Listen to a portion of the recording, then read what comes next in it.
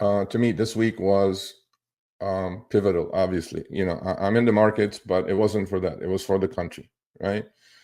And as you guys can see under my name, the people have spoken. LFG, and you all know what LFG is, right? Um, People have spoken clearly. People need the country to go in a different direction, and people like the country to go in a different direction, and they voted in by the millions. So, ex-president, now President-elect Trump, won, I would say, by a landslide. The electoral college vote, I think, is over 310 by now. He also won Arizona and Nevada, which were kind of tight races. He won. I mean, there is no, it's fair and square. There is no ifs and buts about it. And my assumption of all of this is that country is sick of the path that the country is going, fiscally, financially, socially, every which way. And people had enough. And people just said, okay, time for a change.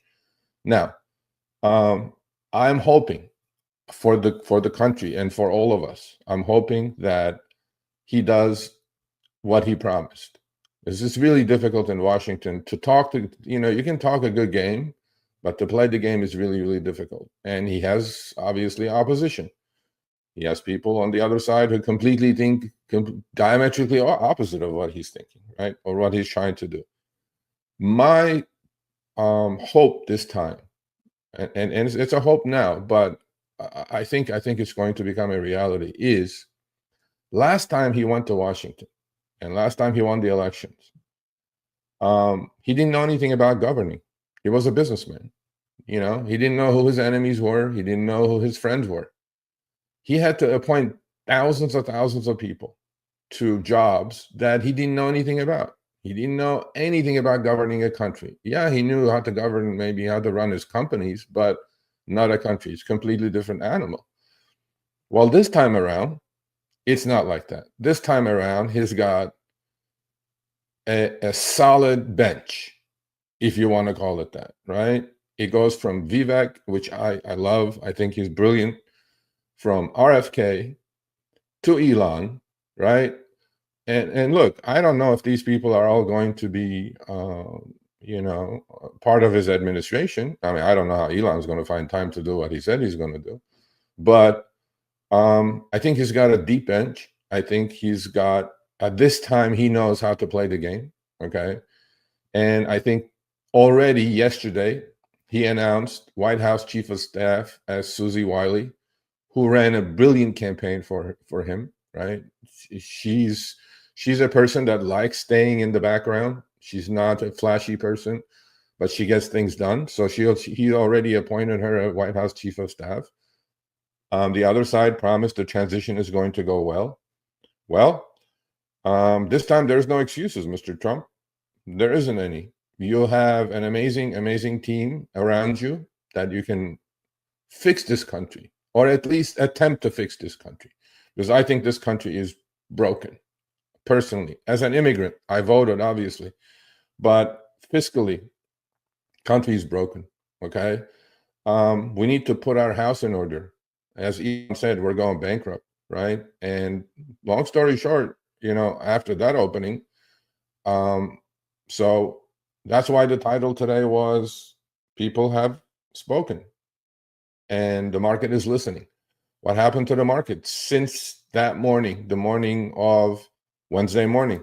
Market has done nothing but rocket higher, okay? Yesterday, which was this, I took this from the Kobesi letter, which I love. On Wednesday, the market, the S&P 500 jumped 2.53%, adding 1.2 trillion of market cap, and closed at a fresh all-time high. Yesterday, Thursday, it continued, another 700 billion in market cap.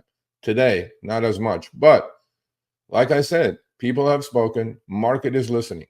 Market is putting all his hope to what Trump agenda may be, right? I mean, we know some of it already. He's talking about tariffs. He's talking about, cutting taxes. Okay, we'll find out, when he gets in. The first 100 days, I think, of Trump's presidency is probably going to be one of the most important 100 days in the history of this country.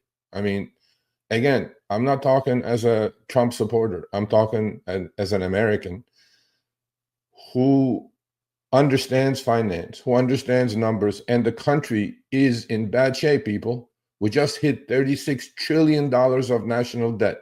Now, what Trump is going to do, is he going to add to the national debt? Well, that's what the bond market is saying. The rates keep shooting up, right? We are all going to find out. But Trump has an amazing support group around him. Now he knows what's going on. He knows who he can trust. He knows who he can delegate to certain important work. We're going to find out, but I'm going to be watching it very, very carefully. And when the market listened, it listened with conviction, right? There was no ifs and buts about it on Wednesday morning and Thursday and today. I mean, we're on the S&P 500, we're hitting 6,000 just about.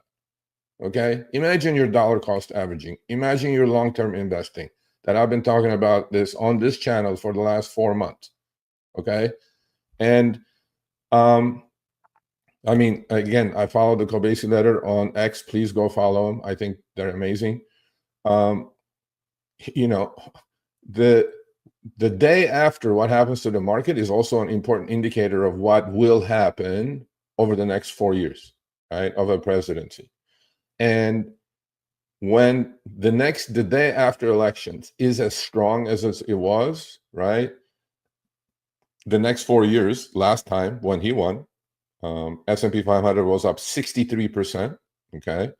In 2016, the day after the election, S&P 500 was up 1.1%. This time it was up 2.5%, okay? And 4 years later, S&P 500 was 64% higher, and NASDAQ rallied 151%. And right towards, the third part or last third of his presidency, obviously we faced COVID, right? And we all know what happened to the markets then. But that's a black swan event. I feel like the economy under Trump was doing well, although I'm not liking what's happening to the deficits. And under Trump, deficits did go up close to $4 trillion and national debt as well. So let's put all this in perspective, okay? This was a historic week in the history of this country. People have spoken, clearly spoken. Market has voted as Trump being positive for the markets, period. How do we participate in that? And that's why I'm here. I'm going to try to help a lot of you, hopefully, as the channel grows, to make you guys understand, right, how this part of the game works. And but I am hopeful, okay? I am not only hopeful, I am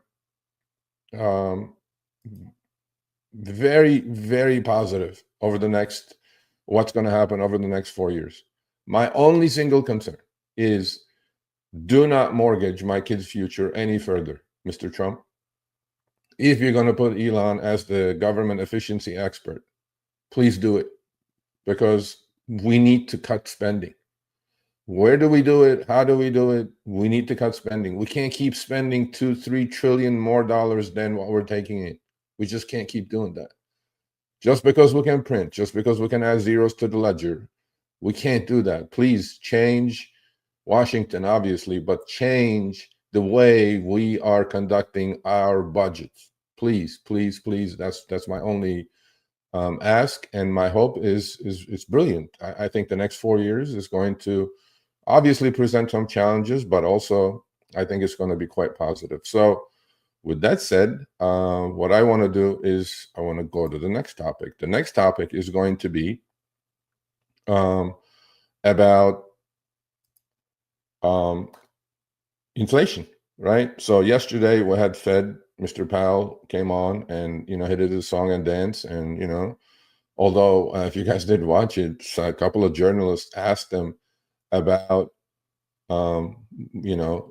what if he wants you to step down? And he goes, legally, it's not possible, and I'm not going to step down. And I agree with Mr. Powell on that, actually. But let's talk a little bit about inflation, right? What has happened to inflation?